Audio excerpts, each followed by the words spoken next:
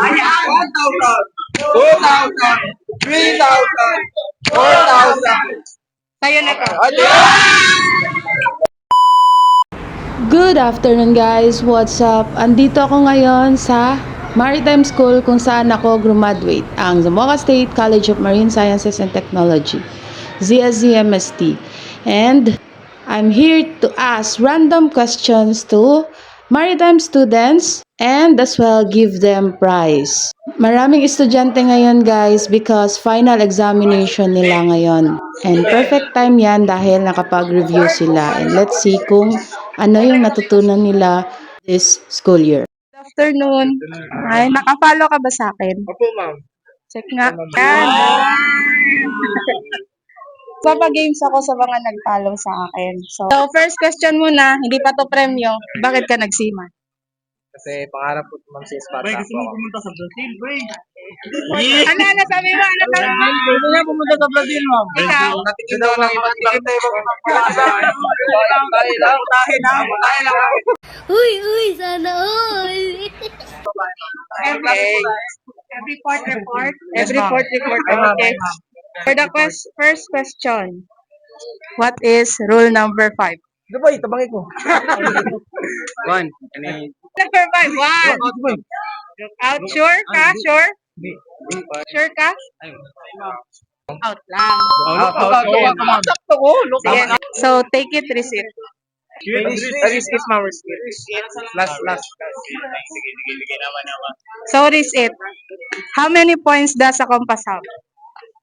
360, ma'am. 360. Sure? Final Ay, answer? ma'am. Wali. No. Last na to ha. Define safe speed. Hindi masyadong mabilis at saka hindi masyadong mabagal lang. Safe lang siya, ma'am. Kaya niyang mag-stop during Emergency. Okay. Okay, 100 pesos. Thank you. Ano masasabi niyo? Okay, ma'am. Shout out. Pwede ba kita ma-istorbo, sir? Pwede kita ma-istorbo. Anong year ka na? Second year po, ma'am. Third class cadet. Third class ka. Nagsino. Kasi po, pangarap ko po. Yun lang ba? Opo. So for first question, ready ka na ba? Yes po, ready po. Ay po. Ay, ma'am. Sige. First question is, ano yung MARPOL? International Convention for the Prevention of Pollution from Ships. Tama ba? So, take it or receipt. Ano po? Wala na. Okay, 50 pesos siya. Sabihin nyo, nakapalo kayo sa akin? Yes, ma'am. Ayan, nakapalo nga.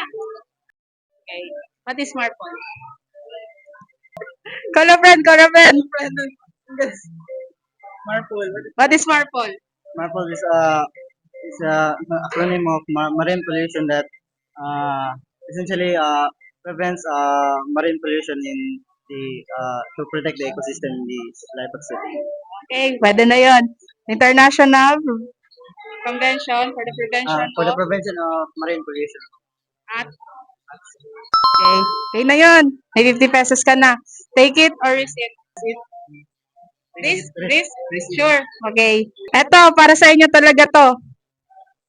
The intake event and the compression event occur. The upstroke of a blank stroke engine. Final answer? Okay, for 100 pesos, two stroke. Take it, receipt. Receipt. Okay. During the compression stroke, what is happening to volume, temperature, and pressure? Sa isa, what happens to the volume? Increases, increases. How about pressure? How about temperature? Final answer? No. Ding ding.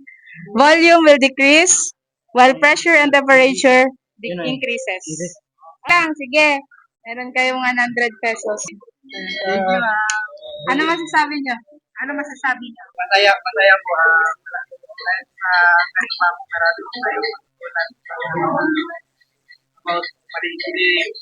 About maritime po. Parang overview po yung lahat ng natutunan po namin dito sa main bus. Good afternoon. Ano yung gusto nyong pambato dito? I am Marinera Julian. Kung sino pa hindi naka-follow sa akin, sige lang. Ma-inspire kayo sa ano ko doon, sa vlog ko.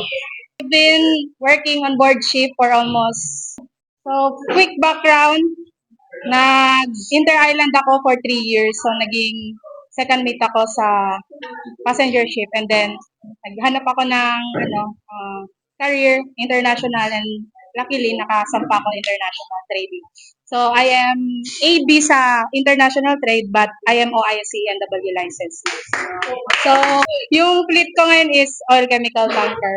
So other background ko is nasa car ship, car carrier. I've been here kasi naging ako ng permiso sa Sir George and then kay Sir Trio to conduct random questions sa mga maritime students like you. So kung napapanood niyo yung mga sikat na vlogger, ginagawa din nila to. So I tried din. So, yun. Sino yung pambato nyo? Yung manglilibre sa inyo? Joke. Mamimili ako ng dalawa. Unahin ko muna sa sir ha. Bakit ka nagsiman? Pakilala ka muna. My name is Cadet 4 Class Taula Abdurrahim Bangsi.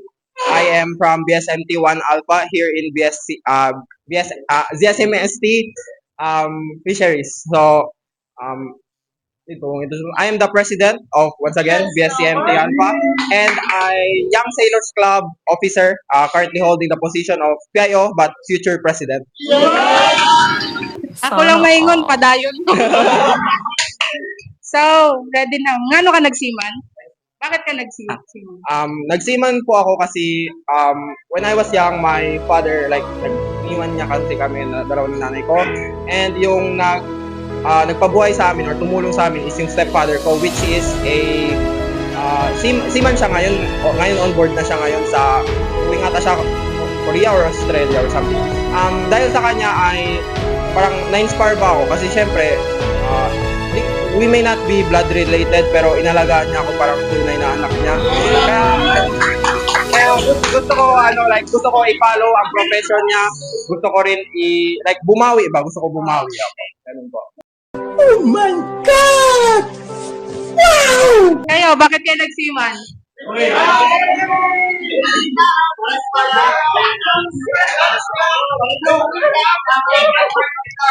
Sige na, ready ka na sa question? Ang masasabi ko, continue to dream kasi libre lang mangarap. Sa mga babae dyan, nakayanan nga namin. So, kaya nyo rin. Sana all. So, pambansang tanong, 450 pesos. What is rule number 5?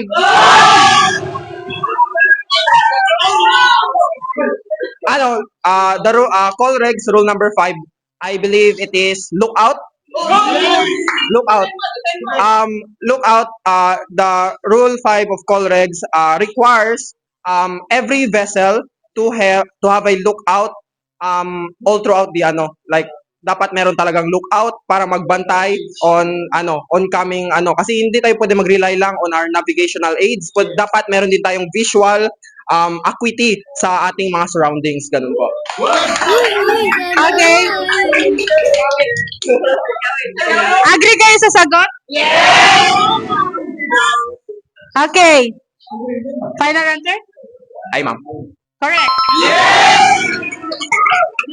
Take it or receipt? Okay, receipt. Okay, usapang call regs. In what regulation can you find the particular guidelines when navigating in or near an area of restricted visibility? 19. Final answer? 18, ma'am. Final answer? Ay, ma'am, sure. Final answer na to. Correct.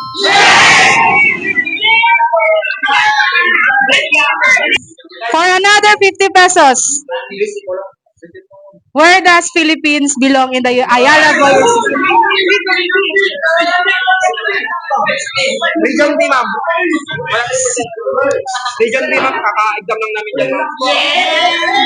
Final answer. Final answer, ma'am. Lock in. How sure? 100%, ma'am. Sa tingin nyo, tama kaya? Tama! Okay, correct. Take it or receipt. Okay, for 50 pesos.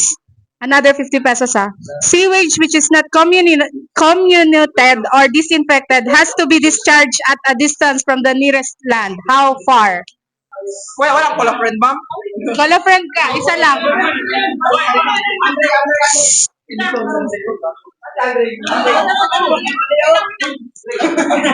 Sewage is not in treatment does not must not throw in any well because if the sewage is not treated well, sewage must not be discarded in ships if it is not treated. But if it is treated, uh, it must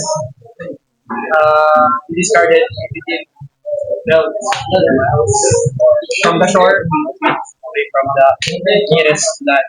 Yeah, because it based on the marble, it is not what we can not legal not legal to discharge sewage into the ocean because it is protected, the ocean is a protected national resource that all seafarers and all in the maritime industry must adhere to.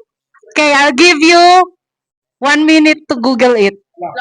A few moments later. Sa ngayon, ang revision nila is any form of garbage cannot be thrown. Yun yung minimin mo. So yung sewage is pwede. Pero Basta malayo siya sa ilang nautical miles. if it could be discharged more than 12 nautical miles away from land. Okay, final answer. Final answer lang ito. Correct. Take it, receipt, final answer. Take it na lang, ma'am. Pag ano na lang. Ay, ma'am. Kasi, dapat, we need to know kailan yung benefit. 1,000, 2,000, 3,000, 4,000. Sa'yo na to. Uy, sana all. I am Cadet 4th Class Francisco Andre A. Ikaw yung kanina. I'm from BSMT 1 Alpha So, pambansang tanong, bakit ka nagsiman? because my father is also a seafarer. I want to become like him or more than him. Tanong niya, single or They can. Are you ready? Ay, ma'am. Sure. Na makakailan ka kaya? Kahit mga tatlo lang, ma'am, okay na, ma'am. Oh, sige. For 50 pesos. How many points are there in a compass? 32, ma'am. Final answer? Final, ma'am. Kay Sir Van mo yan, ma'am. Oh, credits to Sir Banwa. Ay, ma'am. Correct. Take it or receipt. Visit. Makinig sa question. So, risk it. Sorry, napindot ko yung mic dito. Na-off ko yung mic. So, ang question ko dyan is, side lights on boats show an unbroken arc of the horizon of blank extending from directly ahead to 22.5 degrees above the beam on each side. This means each side lights covers a degree arc. At ang sagot niya dito is 112.5.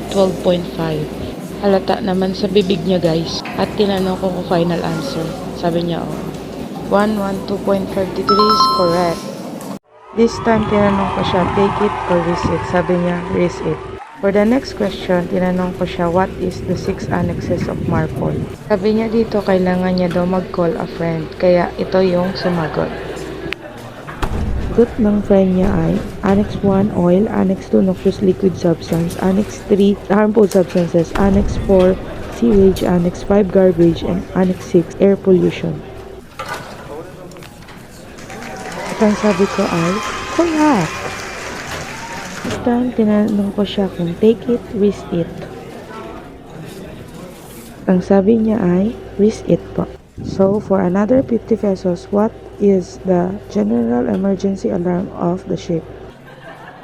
Ang sagot niya dito is 3 short, 2 long. And binigyan ko pa siya ng pagkakataon dahil mali yung answer. A, B, C, D. Tatanggal ko doon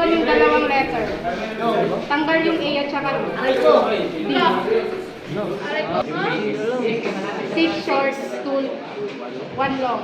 Tapos, seven short, one long. Final answer. Sige, 50-50 lang. Final naman. And for everyone, general alarm signal is 7 short blast, 1 long blast, followed by announcement. 3,000. Subscribe.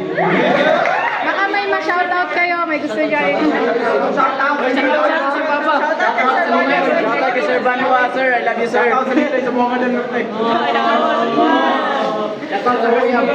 Okay, bye-bye!